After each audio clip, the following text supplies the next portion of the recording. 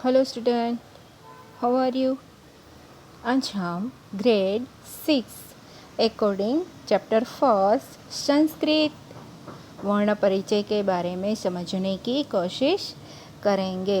I hope कि वंदना आप लोगों को बहुत अच्छे से समझ में आ गई होगी। हाँ, तो भाषा की सबसे छोटी इकाई वर्ण कहलाती है। संस्कृत भाषा की भी अपनी एक वर्णमाला है। आपने संस्कृत भाषा में लिखे शब्द, वाक्य या श्लोक को कहीं न कहीं पढ़ने का प्रयास किया होगा। क्या इस निष्कर्ष पर पहुँचे कि संस्कृत भाषा हिंदी की तरह ही लिखी और बोली जाती है। जो यहाँ पे आप लोगों को मैंने पिक्चर दिया है उसमें स्टार किया है।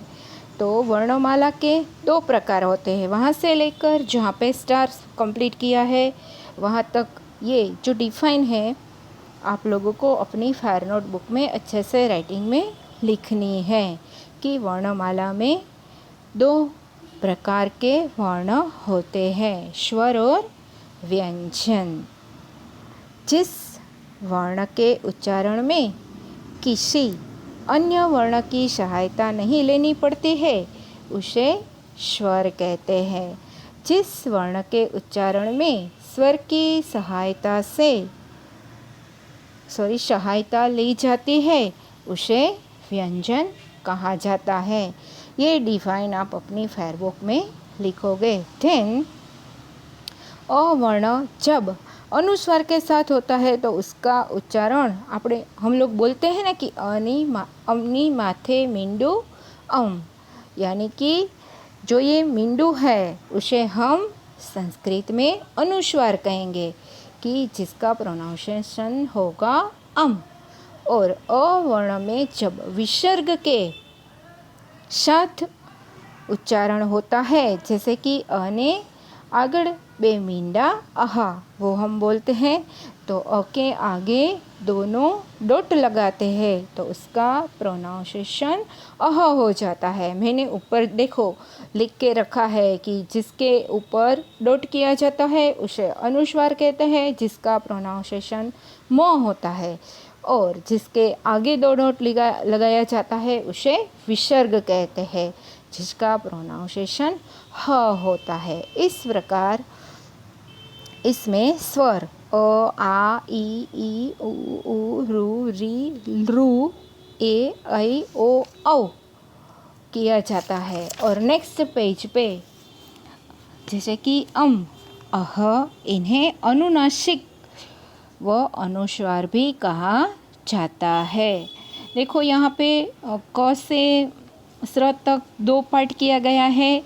जैसे कि क से म तक जो होते हैं उसे स्पर्श व्यंजन कहते हैं, जिसके प्रोनाउंसिएशन से हमारी टंग कहीं न कहीं स्पर्श करती है।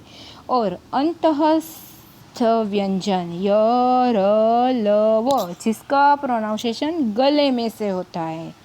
और उष्म व्यंजन श, श, श, ह, जिसको बोलने से भी हमारे गले में कुछ परिवर्तन आता है, जिसका प्रोनाउंसिएशन ऊपर की साइड होता है, हवा में होता है, जिसे उष्म व्यंजन कहते हैं। और क्ष, त्र, य और स्र जो है वो संयुक्त व्यंजन है, जो हमें यहाँ पे दिया ही गया है कि व्यंजनों में अस्वर मिल जाने के बाद ही यह पूर्ण वर्ण यानी कि अक्षर तथा उच्चारण करने योग्य बनता है। जैसे कि क प्लस अ यानी कि स्वर और व्यंजन को मिलाने से ही क की पूर्णता सार्थक होती है। उसी प्रकार ख प्लस अ करने से ख पूर्ण होता है। इस प्रकार यहाँ पे क्ष, त्र और स्र जो संयुक्त व्यंजन है, इसीलिए उन्हें वर्णों में यह बात लागू नहीं होती है, क्योंकि क्ष बनता है क प्लस श, त्र बनता है त प्लस र, एंड य बनता है ज यह प्लस करने से, और स्र बनता है स और र प्लस करने से। और इसमें स्वरा करके दिया गया है जो अ से अजा, तो जिसको इंग्लिश में हम गोट बोलेंगे, ये सारे शब्दों का मैंने यहाँ पे इंग्लिश लिख के दिया है। जो अच्छे से राइटिंग में आप ये जो 2 पार्ट किया है, स्पर्श व्यंजन, अंतःस्थ व्यंजन, ऊष्म व्यंजन एंड संयुक्त व्यंजन, वो आप अपनी फेयर बुक में लिखोगे एंड देन स्वरा करके ये सारे, अगर आप अच्छे से पिक्चर ड्रॉ कर सकते हो तो उसका पिक्चर ड्रॉ करो एंड देन अजा यानी कि गोट, इक्षुह यानी कि शुगर केन, उल्लुकः यानी कि ओवल, आदित्यः यानी कि शन, ईश्वरः यानी कि गोड, पूर्णा यानी कि वुल। एंड देन नेक्स्ट पेज पे भी मैंने आप लोगों के ऋषि, ऐसे एकड़ा, ऐसे ऐरावत, एंड देन ओधः, ओ से ओधः, औषे औषधालय, अम से अंकः एंड अह से शिशु।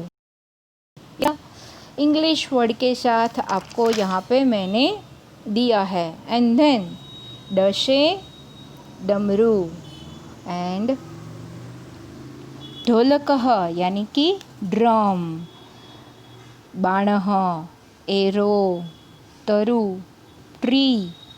इस तरह से सारे शब्दों के मैंने इंग्लिश में मीनिंग लिख के दिए हैं, जो अच्छे से आप अपनी फेयर नोटबुक में लिखोगे। एंड देन नेक्स्ट पेज पे फणः एंड बकः से लेकर वटः यानी कि बनियन ट्री तक। एंड नेक्स्ट पेज पे शशकः यानी कि रैबिट एंड श्रमिकः यानी कि लेबर, वहाँ तक के सारे वर्ड संस्कृत एंड इंग्लिश में।